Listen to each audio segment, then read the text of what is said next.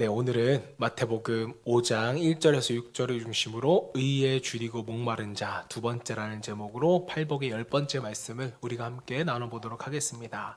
자, 지난주에는 우리가 뭐에 대해서 함께 말씀을 나눴죠? 의에 대해서 함께 말씀을 나누었는데 성경에서 의란 세 가지를 말씀한다고 우리가 정의를 했습니다. 뭐였습니까? 칭의, 공의, 정의가 있는데 지난주에 나온 칭의는 공의와 정의와는 다른 상태의 개념으로서 하나님과의 뭐다? 관계다라고 우리가 말씀을 나눴습니다. 자, 그래서 너희는 하나님과의 관계에 줄이고 목말라야 한다. 왜요? 굶주림과 목마름은 우리의 생명의 문제이기 때문이었습니다. 자, 그러면서 갈라디아서는 칭의를 뭐라고 말했냐면 갈라디아서 2장 16절 말씀 보겠습니다. 사람이 의롭게 되는 것은 율법의 행위로 말미암음이 아니요 오직 예수 그리스도를 믿음으로 말미암는 줄 알므로 우리도 그리스도 예수를 믿나니 이는 우리가 율법의 행위로서가 아니고 그리스도를 믿음으로써 의롭다함을 얻으려 함이라. 율법의 행위로서는 의롭다함을 얻을 육체가 없느니라.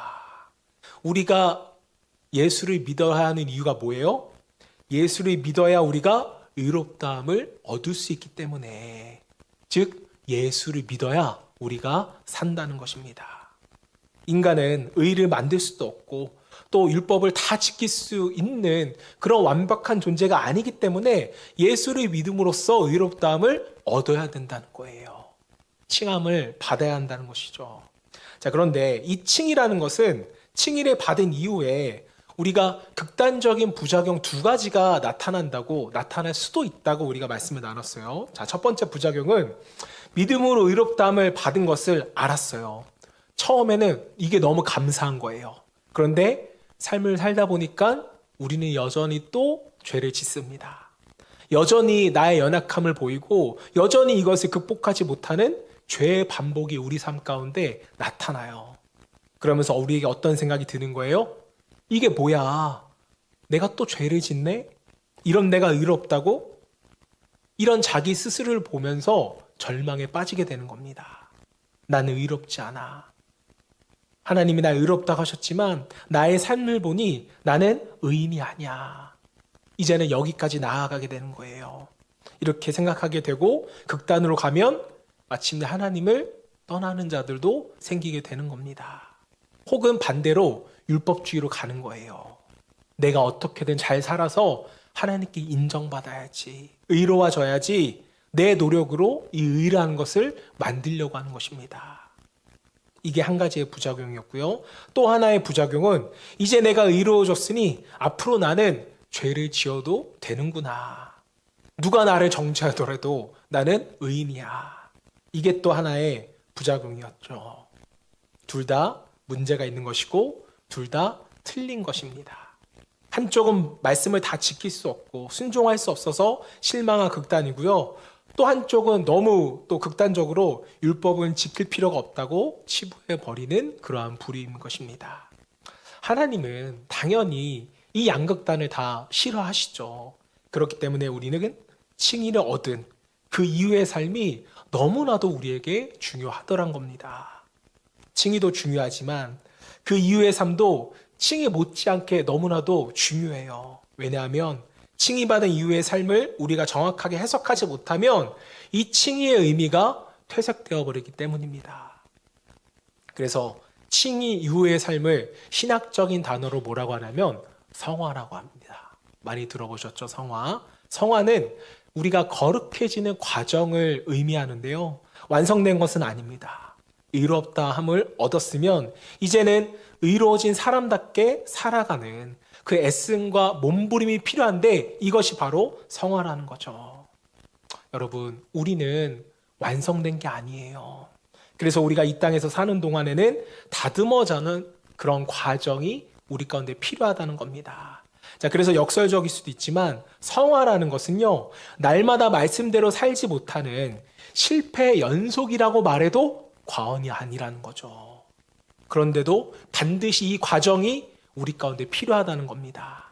자, 아기가 태어나서 두 발로 걸으려면 한 돌 정도 될 때까지 시간이 필요해요. 자, 그런데 가만히 있다가 갑자기 걷는 아이는 한 명도 없습니다. 날마다 연습을 해야 돼요. 겨우겨우 일어나면 옆에 뭔가 잡았다가 일어서 보기도 하고, 특히 아이들은 넘어지는 과정을 여러 번 연습하거든요. 대략 아기가 걸음을 걸을 때까지 최소 넘어지는 횟수는 2000번 이상이라고 합니다. 이 연습을 거쳐야지만 아기는 걸을 수가 있게 되는 거예요. 저는 여러분 성화가 이와 비슷하다고 생각을 합니다. 걷는 연습을 하다 넘어져요. 그런데 이거 너무 힘든데 그만할까? 이렇게 끝낼 수도 없는 것이고요. 어차피 1년 뒤에 걸을 텐데 그냥 그때까지 계속 걸어 다니지. 이것도 안 된다는 거예요. 정해진 시간 동안 뭘 해야 돼요? 꾸준히 연습해야 돼요.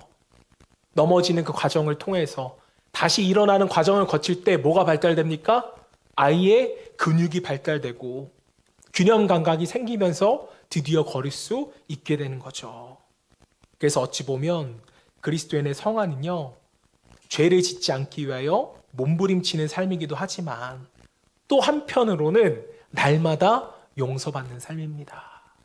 이것을 우리가 인정하고 성화의 과정을 나아가야 돼요. 날마다 일어서지만 날마다 넘어지는 삶이잖아요. 사랑하는 여러분, 혹시 여러분들 중에 이 양극단에 계신 분들이 계실까요? 의롭다함을 칭함받았지만 여전히 죄인된 나의 모습을 보며 절망하는 분들이 계십니까?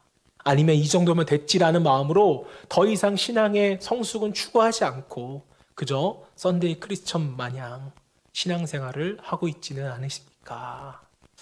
이렇게 양극단의 삶을 우리가 살지 않기 위해서는, 또 건강한 신앙생활을 하기 위해서는 칭의 이후의 삶을 우리가 이해할 필요가 있다는 거예요. 장로교 신학의 창시자였던 칼빈은 이 칭의와 성화에 대해서 우리에게 이렇게 설명했습니다. 칭의와 성화는 결코 분리될 수 없는 단일한 은혜의 두 면이다. 곧 단일하면서도 이중적인 은혜이다. 이렇게 설명을 했어요. 칭의와 성화는요, 하나님의 은혜인데 겹이 두 겹이라는 뜻이에요. 그래서 단일하면서도 이중적인 은혜다. 이렇게 표현을 합니다. 자, 우리의 사고 속에서 칭의는 하나님께서 은혜의 선물로 받은 것이고, 성화는 우리가 살아가야 할 길이라고 생각을 하기 때문에 분리해서 생각하고 싶지만 실제적으로는 이 두 가지가 함께 움직인다는 것입니다. 칭의와 성화는 함께 가는 거예요. 칭의 없이 성화도 없고 성화 없이는 칭의도 없다는 것입니다. 자, 하나님께서 어떤 사람을 구원하셔서 의롭다 여겨주셨을 때는 그 사람을 반드시 거룩하게, 의롭게 성화의 길로 이끌어 가시더라는 거죠. 너 나한테 구원받았지? 이제는 너가 알아서 해. 이게 아니라는 거예요. 좀 더 쉽게 말씀드리면 구원받은 사람은 구원받은 사람답게 살아가더라는 것입니다. 또 구원받은 사람처럼 살아가게끔 하나님이 도우신다는 의미예요. 여러분, 이게 우리에게 큰 은혜가 되어야 됩니다. 칭의하신 이후에 가만두지 않으시고 계속해서 우리를 이끌어 가시는 거예요. 누가요? 하나님께서요. 이게 은혜죠. 제가 왕자와 거지를 좀 예로 들게요. 여러분, 한 나라의 왕이 백성들을 시찰하다가 어린 거지를 발견하게 됩니다. 얘가 좀 똘똘해요. 너무 불쌍한 나머지 그 거지를 불러다가 이제 너는 왕자다 라고 신분을 바꿔줬습니다. 왕의 권력과 능력이면 할 수 있는 거잖아요. 반대로 거지의 입장에서는 왕자가 되는 것을 거부할 수 없는 건 은혜죠. 거지가 뭐라고 왕자가 되는 걸 거부하겠어요. 거지의 신분에 있던 사람이 왕자의 신분으로 바뀐 것입니다. 이건 철저하게 왕의 선택과 주권에게 있는 그 주권으로 거지에게 베푼 은혜예요. 이게 뭐예요? 바로 칭의라는 거죠. 거지의 신분에서 왕자의 신분으로 변화되는 것. 자, 그런데 이 거지가 왕자가 되어 왕궁의 법도를 배우고 왕자답게 말하고 왕자답게 생각하는 데에는 뭐가 필요해요? 시간이 필요하겠죠. 왜요? 그동안 거지로 살고 거지로 생각해 왔기 때문에. 저는 이 시간이 바로 성화의 시간이라고 말씀을 드리고 싶어요. 자, 그런데 만일 이 왕이 거지를 왕자의 신분으로 만들 때 여러분 한번 조건을 걸었다고 생각해 보십시오. 너 내가 지금 왕자 시켜주는데 3년 뒤에는 이 왕궁의 모든 법도를 너가 다 알아야 돼. 지켜야 돼. 안 그럼 너는 다시 거지가 되는 거야. 라는 조건이 있었다면 여러분, 이 왕자가 하루라도 편히 삶을 살아갈 수 있었을까요? 아니겠죠. 한 번이라도 실수하면 나 다시 거지로 돌아가면 어떡하지? 왕이 나를 쫓아내면 어떡하지? 이것이 늘 신경이 쓰고 두렵겠죠. 자, 그런데 하나님이 우리에게 의롭다 칭하여 주시고 자녀 삼아 주신 것은요, 조건이 있다 없다? 없다라는 거예요. 만약에 하나님이 여러분이 죄 지었다고 내가 널 그렇게 칭의를 해줬는데 그렇게밖에 못 살았어? 너의 칭의는, 나의 자녀됨은, 너의 구원은 오늘부터 취소야. 이렇게 하나님이 우리에게 마냥 말씀하신다면 여러분, 불안해서 신앙생활 할 수 있겠어요? 또 이런 하나님이라면, 쉽게 마음을 바꾸는 하나님이라면 우리가 그분을 과연 신뢰할 수 있을까요? 하나님이 우리를 칭히 의롭다 하실 때는요, 우리를 이미 거룩하게 만드시겠다는 그 과정까지, 그 목표까지 작정을 하신 것입니다. 우리의 죄된 모습을 보시면서도 끝까지 인내하기로 이미 작정하셨어요. 언제까지요? 우리가 왕궁의 법도를 다 배워서 왕자가 될 때까지. 이것을 헷갈려하면요, 우리가 율법주의로 돌아가기가 너무 쉽다는 거죠. 의롭다함을 받았지만 자기의 넘어지는 모습 때문에 실망하는 겁니다. 그리고 스스로 자신의 신분을 거지로 다시 전락시키고 마는 거예요.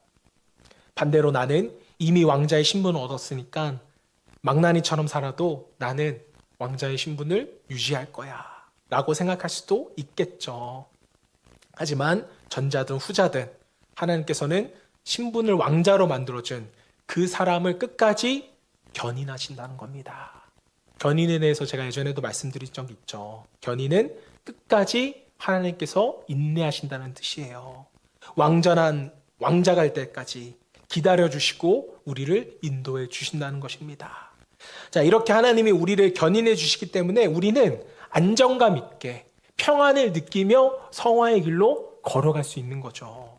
그러므로 여러분, 성화의 길을 저와 여러분 모두가 자신 있게 걸어갈 수 있기를 소망합니다.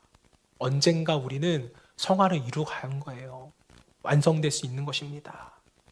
하나님이 너 혼자 가봐 이렇게 하시는 것이 아니라 인도해 주시고 보호해 주셔서 성화의 길을 걷게 하신다고요. 때문에 우리는 이걸로 인하여 좌절할 필요가 없습니다.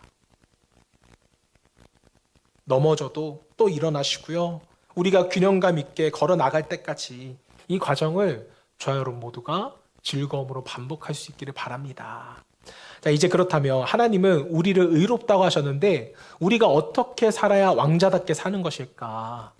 그것이 오늘 마태복음 5장 6절에서 말하는 거예요. 너는 의에 줄이고 목말라 하면서 살아라. 이게 우리가 왕자의 삶을 살아가는 우리에게 주님이 요청하시는 삶입니다. 왕자 신분만 가지고 너가 배부르지 말고 왕자답게 살아가라는 거예요. 좀 갈급함을 가지고 살아가는 의미입니다. 여러분, 우리 함께 옆 사람한테 인사해 볼게요. 왕자답게, 공주답게 살아갑시다. 인사해 주세요.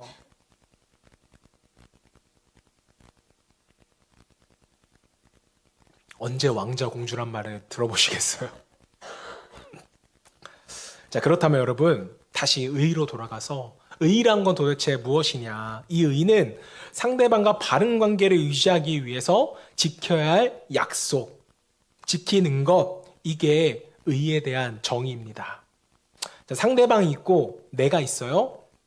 이 둘이 바른 관계를 유지하기 위해서 어떻게 살아가야 하는가? 이 바른 관계를 유지하는 삶, 이것이 바로 의라는 단어입니다. 자, 여러분, 칭의를 생각해 보세요. 우리가 예수를 믿기 전에는 원죄 때문에 하나님과의 관계가 이미 깨졌다고요. 자, 그런데 예수 그리스도로 말미암아 우리가 하나님과의 관계가 다시 자녀로서 회복이 되었잖아요. 어떻게 이 관계가 회복되었습니까? 우리 쪽에서 뭔가를 했나요? 아니죠. 아무것도 안 했어요. 하나님의 의가 예수 그리스도를 통하여 우리에게 전가되었을 뿐입니다. 자, 하나님의 우리를 의롭다 해주신 것이죠. 자, 그래서 의는 뭐예요? 관계예요.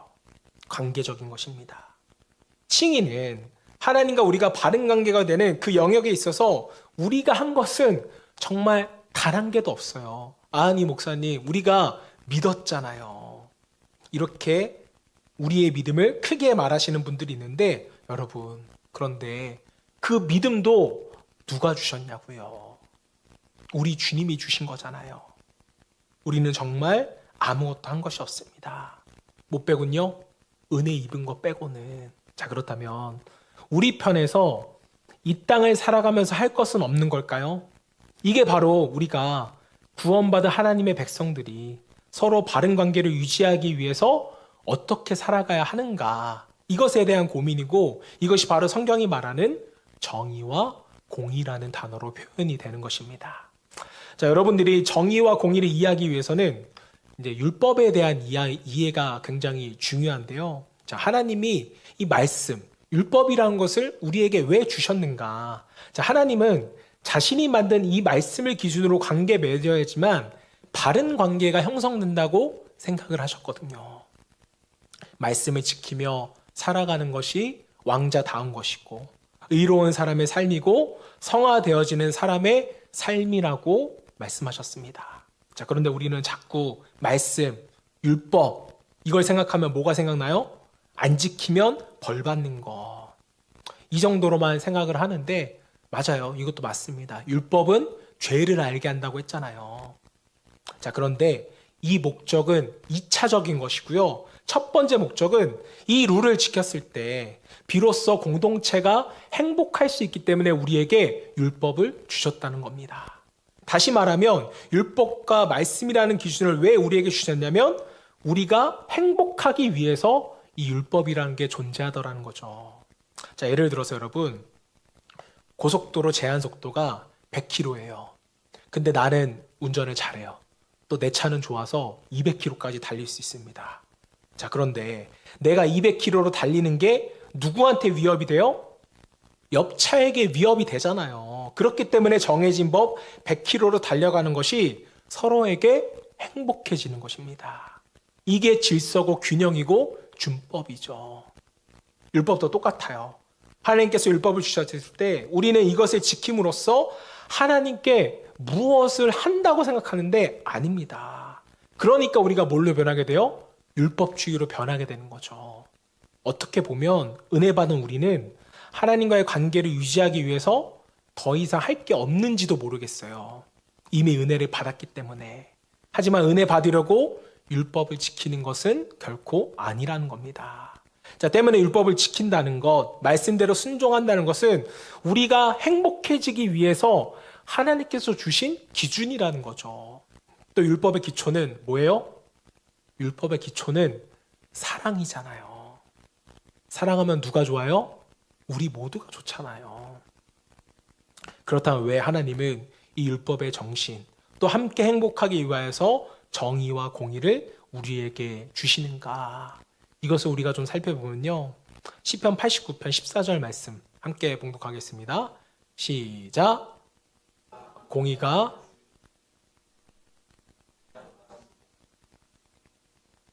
자, 의는 정의를 말하는데 히브리어로 체데크라는 단어를 사용하고요. 공의는 미시파트라는 단어를 사용하는데 정의와 공의는 하나님 나라의 뭐래요? 기초래요. 하나님은 이 땅을 다스리고 우리를 바라볼 때 항상 정의와 공의를 기초로 두고 이를 판단하시고 이 땅을 다스리신다는 겁니다. 자, 그렇다면 우리는 당연히 하나님 나라에 속한 백성으로서 의와 정의를 실천하는 것이 마땅하겠죠. 이 두 단어는 항상 세트로 나오는 단어지 따로 나오진 않는데 여러분의 이해를 돕기 위해서 굳이 나누면 정의, 체데크는요, 마음을 같이 하는 것입니다. 좀 생소하시죠? 저도 이 정의가 좀 생소하더라고요. 우리가 생각하는 정의는 뭐예요? 두 주먹 불끈 쥐고 불의와 맞서 싸우기도 하고 악인을 보면 참지 못하는 게 정의라고 우리는 지금까지 생각했잖아요. 자, 그런데 성경에서의 정의는, 이 체데크는 뭘 같이 해라? 마음을 같이 해라. 긍휼을 기본으로 하는 개념이 바로 체데크입니다. 상대방을 불쌍히 여기는 마음에서 출발한다는 거예요. 뭐가요? 정의가. 그런데 여러분, 여기서 한번 잘 생각해 보셔야 하는 게 있어요. 여기 계신 대부분의 분들은 정의로우실 겁니다. 저도 불의를 보면 참을까요? 못 참을까요? 어떻게 생각하세요? 전 불의를 보면 잘 참지 못합니다.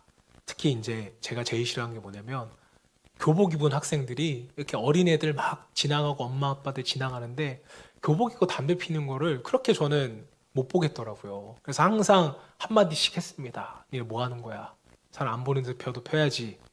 그래서 한 명이든 두 명이든 뭐 5명이 있든 6명이 있든 뭐 저는 항상 말하고 지나가요. 근데 이게 언제부터 줄어들었냐면 아이를 낳고서 좀 몸을 사리게 되는데 그래도 좀 저는 가만히 놔두지 않는 편입니다. 한 번은 또 제가 뭘 사러 이제 먹을 것을 사려고 기다리는데 얌체같이 중간에 한 사람이 끼어드는 거예요. 그런데 다들 머뭇먹 거리는 겁니다. 어떡해요? 이때 어떡합니까? 정의로운 제가 나서야죠. 그래서 주인한테 말하니까 주인이 그 사람 보러 뒤로 가라고 말하더라고요. 근데 여러분, 중요한 게 하나 있습니다. 저는 이게 정의가 아니라는 걸 저는 알고 있어요. 왜냐면 저는 그 순간에 오래 줄 서 있는 사람들을 위한 것도 아니고 이 부조리한 사회 시스템을 바꿔보자 라고 의도하고 말한 것도 아니에요. 그냥 뭐 때문에 말한 거예요? 내가 오래 서 있고 배고프고 짜증나니까 신경질을 낸 거예요. 이건 정의가 아니죠.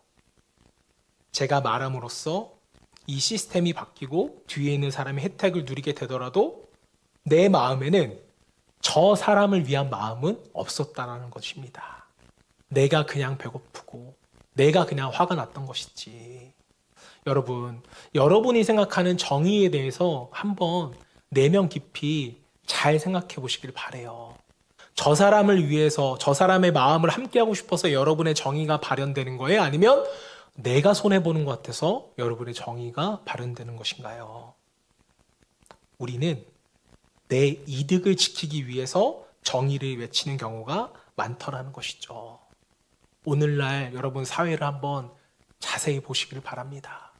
정녕 나라를 위해서, 이 땅의 사회를 위해서 외치는 사람들일까요? 아니면 자신의 이득을 위해서 외치는 사람들일까요? 성경에서 말하는 정의는 상대방과 마음을 같이 하는 것입니다. 역지사지 해보는 거예요. 상대방이 혹시 나 때문에 억울하진 않을까? 혹시 내가 이런 말을 했을 때 저 사람이 상처받지는 않을까?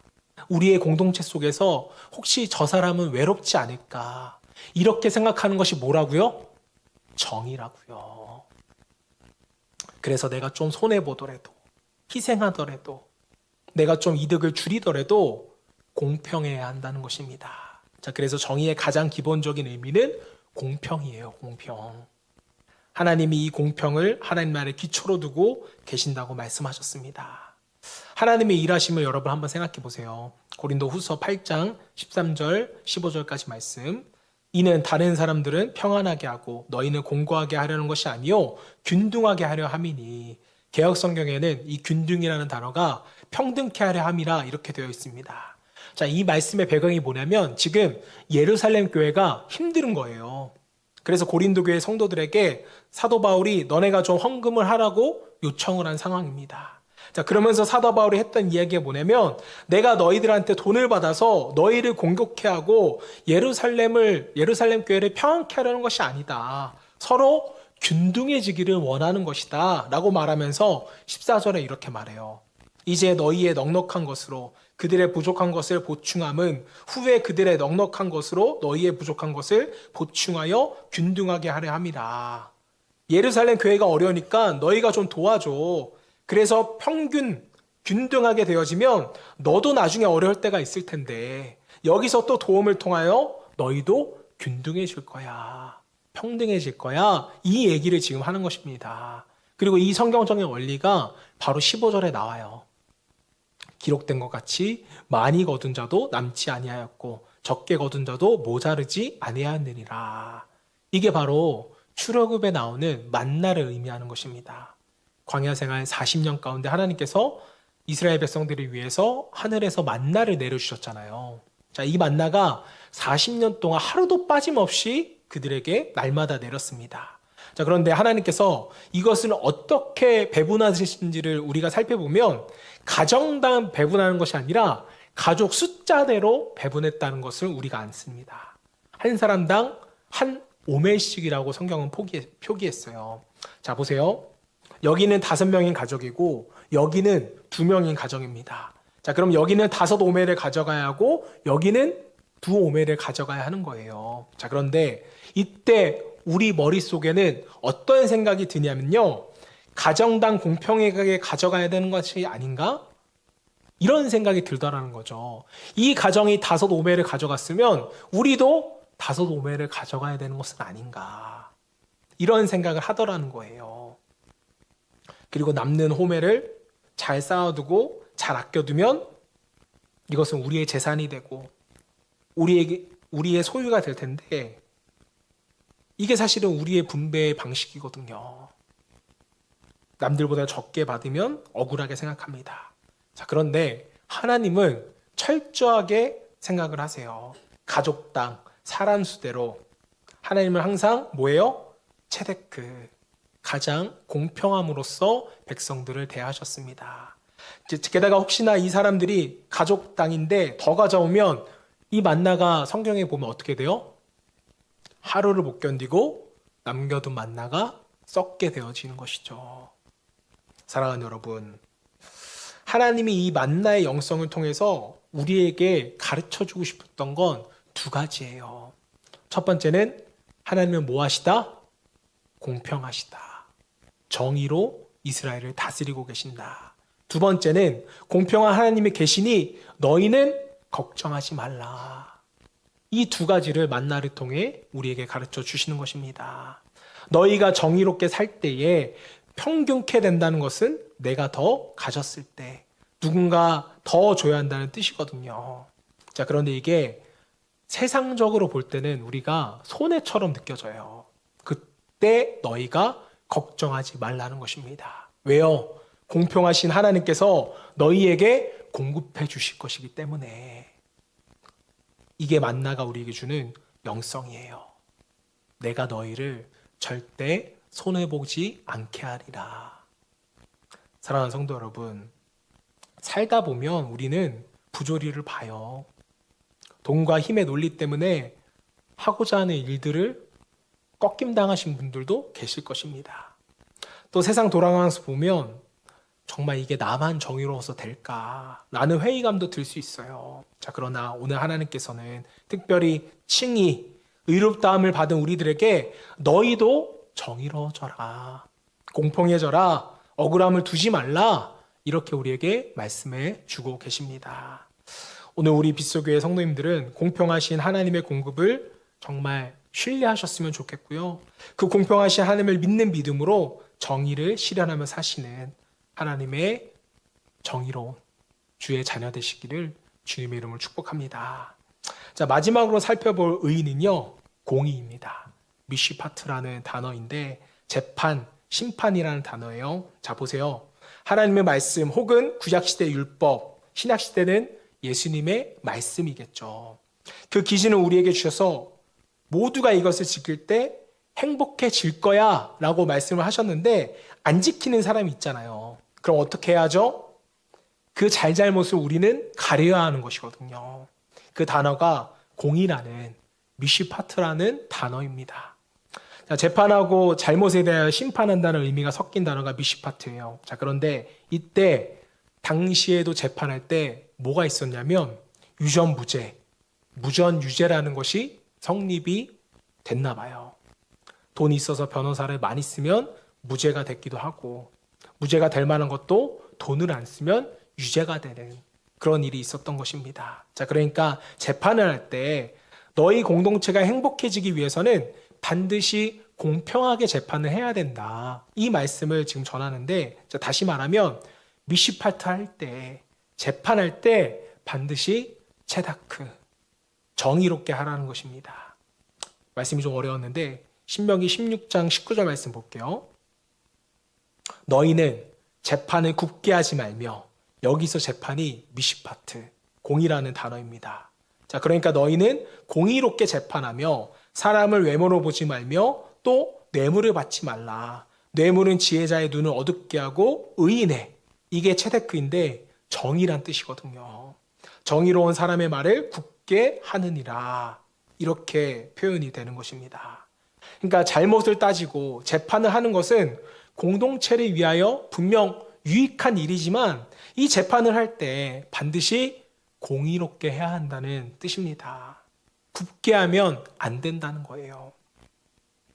우리는 종종 약자를 보호하고 지키는 것이 공의고 정의라고 생각하지만 하나님은 사실 이것도 아닙니다. 레위기 19장 15절 말씀, 너희는 재판할, 이게 미시파트예요. 때에 불의를 행하지 말며 가난한 자의 편을 들지 말며 세력 있는 자라고 두둔하지 말고, 뭘로요? 공의, 체데크로 사람을 재판할지며. 약자를 무조건 보호하는 것만이 공의와 정의가 아니라는 거예요. 그럼 뭐가 공의고 뭐가 정의예요? 하나님의 기준에 맞게 할 때, 이게 의라고 성경은 말하고 있는 것입니다. 그런데 주로 돈이 있고 권력이 있는 자들이 약자를 괴롭히는 경우가 많죠. 그래서 항상 왕이나 선지자나 재판관들에게 하나님께서 뭐라고 권고하세요? 너희는 고아와 과부를 최우선적으로 돌봐라. 약자를 돌보라고 명령을 하신 거잖아요. 그리고 이 공의로워하는 것을 한마디로 정의하면 특별 대우하지 말아라 라는 뜻입니다. 여러분, 제가 그렇게 리더십 있지 않게 보이지만 제가 항상 중고등학교 때 회장하고 대학교 때도 학생회 회장을 했었습니다. 근데 이제 신학대학 학생이 600명 정도 돼요. 600명 정도에 제가 대표를 했는데 이제 1년에 2번 정도 영성훈련이라고 해서 1학기, 2학기 때마다 어디 외부로 이제 600명이 수련회를 떠나게 됩니다. 자, 그러면은 한 번은 이제 밥을 먹는데 몇백 명이 줄 서면은 배식하는 데만 1시간이 걸리잖아요. 근데 항상 임원들이 중간에 서서 밥을 빨리 먹는 거예요. 바쁘니까 그럴 수도 있겠다 싶었지만 제가 이 아이들 보러 임원들이 먼저 껴서 중간에서 밥 먹지 말아라. 우리가 뭔데 먼저 줄을 서서 밥을 먹냐. 물론 시급할 때는 중간에 껴서 밥을 먹어야겠죠. 근데 다음 행사까지 2시간이나 남았는데 굳이 우리가 특별 대우를 받을 필요가 없잖아요. 여러분, 목사라는 직분도 여러분이 소중히 여기셔서 섬겨주실 뿐이지 하나님 앞에 목사는 더 특별하고 성도는 그 아래다? 이렇게 생각하지 마세요. 목회자를 성도님들이 특별 대우하잖아요. 그럼 목회자가 진짜 특별한 사람인 줄 알고 착각하게 되더라고요. 그리고 또 특별해지기를 원합니다. 그럼 가장 공의로워져야 할 사람이 공의로워지지가 못하게 되는 거예요. 물론 목회자와 성도 간에 최소한의 예의는 있어야죠. 왜냐하면 하나님의 말씀을 선언하는 사람이기 때문에 목회자를 시험에 들게 하는 것은 공동체적으로 좋지가 못합니다. 하지만 여러분들이 목회자를 특별하게 대하는 순간 목회자도 여러분들을 특별하게 대해야 돼요. 특별해지는 순간 우리 공동체는 공의로워지기가 어렵다는 겁니다. 예를 들어서 목회자가 성도들한테 뭘 받았어요. 목회자가 뭔가 필요한 것 같은데 없어 보이니까 그게 안타까워 보여서 주셨단 말이에요. 그리고 나중에 교회에서 집사람들이 분쟁이 일어나는데 목회자한테 뭘 주신 분의 편을 들지 않아주면 여러분 어떻게 될까요? 섭섭함이 찾아온다는 것이죠. 그런 의도가 아니었는데 목사님 내가 지난번에 그렇게 잘해드렸는데 내 편을 안 들어주시네? 이런 마음이 생길까 안 들까요? 생기게 되더라는 거예요. 여러분도 안 그럴 것 같으세요? 네. 저는 안 그럴 자신 있으니까 저한테 주셔도 됩니다. 네. 대개 인간은 특별히 여겨줬으니 나도 특별히 여겨줘야 한다는 마음이 들게 된다는 겁니다.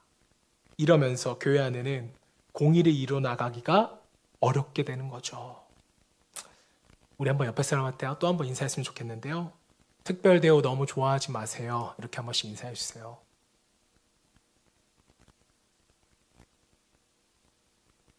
여러분 그거 아셔야 돼요. 내가 특별 대우 받고 있다는 것은 무슨 말이에요? 누군가 차별을 받고 있다는 의미이기도 해요. 역차별이잖아요. 이것을 꼭 기억하시길 바랍니다. 내가 교회 안에서 뭔가 편히 누리고 있잖아요. 반드시 그 뒤에는요, 바쁘게 섬기고 있는 사람이 있더라는 거예요. 사랑하는 성도 여러분, 우리가 상대를 배려하고 긍휼히 여기는 상대방과 마음을 같이 하려는 정의로운 마음이 우리 공동체 가운데 있어야 됩니다. 또 이 공동체 안에서 판단을 굳게 만드는 차별이나 특별 대우가 있어서는 안 돼요. 이런 식으로 빗소교회가 이 단단한 정의와 공의의 기초 위에 세워지지 않으면요, 조금 지나보세요. 내가 뭐 하는데 뭐 알아주질 않네? 섭섭해지고, 뭐 좀 안 주면 시험 들고, 얼마나 시험 들 것이 많아질지 모르겠습니다. 저도 시험에 들지 않을 테니까 여러분들도 시험에 들지 않기를 바랍니다. 우리가 정의와 공의를 추구하면서 함께 성장해가는 그런 공동체가 되기를 원합니다. 제가 전에 사역하던 교회에서는 담임 목사님이 돈 많은 교인들을 챙긴다는 소문이 돌았습니다. 근데 제가 봐도 그러세요. 교회를 운영하다 보면 돈이 필요하죠. 그런데 돈 때문에 누군가를 차별하게 된다면 저는 교회 운영을 멈추는 게 낫다고 생각을 합니다. 그런데 이게 목회자만의 이야기일까요? 성도님들도 이제 저희 교회 얘기는 아니에요. 모이시는 것을 보면 다 자기 취향에 맞고 말통하는 사람, 환경이 비슷한 사람, 직업군이 비슷한 사람, 이런 분들끼리만 모이더라고요. 대놓고 뭐 하는 것은 아니지만 은연중에 자기 그룹에 끼지 못하도록 방어를 치는 것을 저는 봤습니다. 이게 뭐예요? 같은 교인이지만 우린 다르다고, 특별하고 느끼기 때문에 여러분 그런 거 아니겠습니까? 우리 교회 이야기 아니에요. 저기 어둠과 설탕의 교회 이야기인데, 자, 우리가 다 같이 조심해야 돼요. 말도 조심하고요. 행동도 조심하고요. 나의 이 말 한마디 때문에 저 사람이 차별당하지는 않을까, 억울해하거나 무시당하지는 않을까, 이것에 대하여 고민하는 것이 바로 정의고 공의인 것입니다. 자, 그래서 여러분들이 이 칭의에 절대 배부르시면 안 되고요. 이제 보네퍼라는 신학자는 이것을 값상구원이라고까지 표현을 했어요. 칭의, 내가 구원받는 것을 끝나서 낮잠 자면 안 된다는 뜻입니다. 우리가 의에 줄이고 목말라야 해요. 우리가 사람들에게 정의를 행하고 사람들에게 공의를 행하는 것에 우리가 늘 갈급해야 합니다. 내가 왜 그것을 생각하지 못했지? 내가 왜 그때 그렇게 하지 못했지? 내가 좀 더 애써야겠구나. 이것이 하나님이 원하시는 천국 백성의 삶이고 의에 줄이고 목마른 자의 삶이라는 것입니다. 저는 왜 이렇게 성화가 약화되었을까? 왜 이렇게 칭의가 강화되었을까 생각을 해보면 선물로 받았다는 구원을 우리가 너무 쉽게 생각하고 또 가볍게 생각하기 때문이라고 생각을 해요. 공짜로 받았다니까, 믿음으로 받았다니까, 내 공로가 없이 받았다니까 우리가 너무 이것을 가볍게 여기는 경향도 있더라는 것입니다. 여러분, 과연 초대교회 백성들도 성도들도 이렇게 생각했을까요? 우리가 이 말씀을 자주 인용합니다. 누구든지 예수를 주라 시인하면 내가 의롭다함을 받았다, 구원을 받았다. 이 말씀 때문에 우리 예수를 믿으면 쉽게 구원받았다고, 예수를 주로 고백하면 쉽게 구원받는다고 생각을 하는데 아니에요. 여러분, 초대교회 당시에 주님이 나의 구원자이십니다. 이 고백은요, 목숨을 담보로 하는 고백이었어요. 그렇다고 여러분, 지금이라고 이런 일 없을까요? 있습니다. 북한에서도, 이슬람권에서도 지금 예수를 믿는다는 것은 가족을 다 버리고 나라를 다 버리고 목숨을 담보로 내가 예수를 믿겠다는 대가 지불이 필요하다는 거죠. 반면에 우리는 값상구원에 낮잠을 자고 있는지도 모르겠습니다. 이미 칭의에 배가 부르기 때문에 의에 줄이지를 않는 거예요. 여러분, 이렇게 목숨 걸고서 예수를 믿겠다고 대가를 지불한 사람들이 성화의 삶을 치열하게 안 살아갈까요? 칼빈이 이야기한 것처럼 정말 바른 칭의를 받은 사람들은 반드시 성화의 길을 걸어가게 되어 있다는 것입니다. 칭의를 받은 사람은 구원받은 사람처럼 살아간다는 거예요. 한동안, 한 주간 제 머릿속에 떠나지 않는 문구가 있었습니다. 그게 뭐냐면 이 땅에 교인은 많은데 그리스도인은 없구나. 혹시 여러분들 중에 오늘 여러분이 교회 가는 것을 막으신 분이 있으셨나요? 없으셨을 거예요. 교회에 출석해서 교인이 되는 것은 우리가 너무나도 쉽습니다. 자, 그런데 저 여러분 모두가 이 교회에 출석하는 것이 그리스도인이 된다라고는 착각하시면 안 됩니다. 그리스도인이 된다는 것은 대가를 지불하겠다는 거예요. 하나님께는 할 게 없습니다. 하나님은 은혜로 우리를 의롭다 하셨기 때문에, 하지만 정의와 공의를 추구하는 삶은 그렇게 쉬운 삶이 아니라는 거죠. 우리의 대가 지불이 분명히 필요합니다. 자, 우리 빗속에는요, 상대방의 마음을 같이 하는 역지사지의 마음을 가지고 긍휼한 마음을 가지고 세워지는 그러한 교회가 되기를 소망합니다. 하나님의 기준에 맞추어서 살아가되 억울한 일이 없는, 차별받지 않는 교회가 되기를 원하고, 교인만 가득한 것이 아니라 정말 대가를 지불할 수 있는 그리스도인이 있는 교회, 하나님 나라를 세워가는 교회 되기를 주님의 이름으로 축원합니다. 그래서 다시 오시는 그날, 하나님, 내가 이전보다는 조금 더 성화되었습니다. 그리스도인다워졌습니다. 고백할 수 있기를 주님의 이름으로 다시 한번 축원합니다.